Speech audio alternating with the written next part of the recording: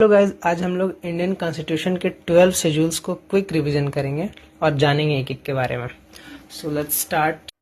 First schedule of Indian constitution deals with names of states and their territorial jurisdiction, names of union territories and their extent. हमारे भारत के जितने राज्य और केंद्र शासित प्रदेश है उनका नाम और उनका ज्योग्राफिकल मैप का जो एक्सटेंट है, कहां तक है, ये बताता है हमें फर्स्ट शेड्यूल। ठीक है, इसमें कुछ भी कोई बहुत टफ चीज नहीं है। Second schedule, provisions related to emoluments, allowances, privileges and so on of the president of India. मतलब राष्ट्रपति महोदय को क्या क्या सैलरी मिलेगी, क्या सिक्योरिटी मिलेगी, कैसा उनका प्रिविलेजेस है, क्योंकि ये सारे खर्च जो होते हैं वो हमारे भारत सरकार पे लगते हैं।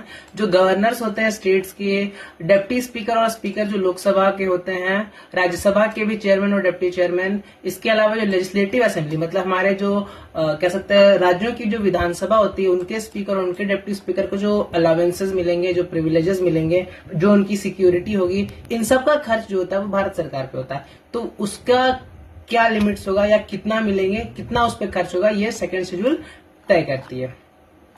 थर्ड है हमारा third schedule, forms of oaths और affirmations for the union ministers, members of parliament, जजेस of supreme court and so on. यहाँ आपको जिसकी लिस्ट दिख रहा है, तो इसमें कोई बहुत मुश्किल चीज नहीं है। आप देखिएगा जब संसद भवन में या फिर आप देखिएगा मंत्रिमंडल में जब शपथ लिया जाता है, जैसे वो लोग बोलते हैं ना, मैं विधि द्वारा स्थापित भारत के संविधान के प्रति सच्ची श्रद्धा और निष्ठा रखूंगा, तो यही होता है, वो उनका ओथ होता है, उनका प्रण होता है, वो शपथ लेते हैं। उसी के बारे में थर्ड शेड्यूल कह रहा है। मतलब उनसे एक प्लेस दिलवाया जाता है ताकि वो संविधान के प्रति अपनी वफादारी, अपनी लॉयल्टी शो कर पाए। फोर्थ शेड्यूल है allocation of seats in the Rajya Sabha to the states and for the union territories.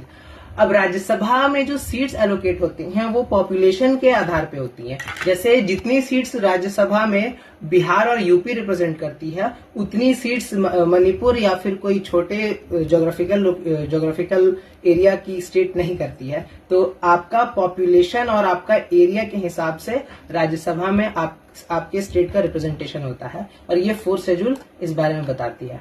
Fifth schedule है provisions relating to the administration and control of scheduled areas and scheduled tribes. अब ऐसे areas जो कि scheduled है, मतलब कि अनुसूचित है, कह सकते हैं ट्राइबल एरियाज या फिर थोड़े बैकवर्ड एरियाज जो कि अर्बन हमारे कह सकते हैं हमारी मुख्य धारा में जो नहीं जुड़े हुए हैं, ऐसे एरियाज को हम शेड्यूल्ड एरियाज कहते हैं। गवर्नमेंट उन एरियाज को शेड्यूल्ड मानी है। वहां के एडमिनिस्ट्रेशन के लिए एक स्पेशल प्रोविजंस होते हैं जिसको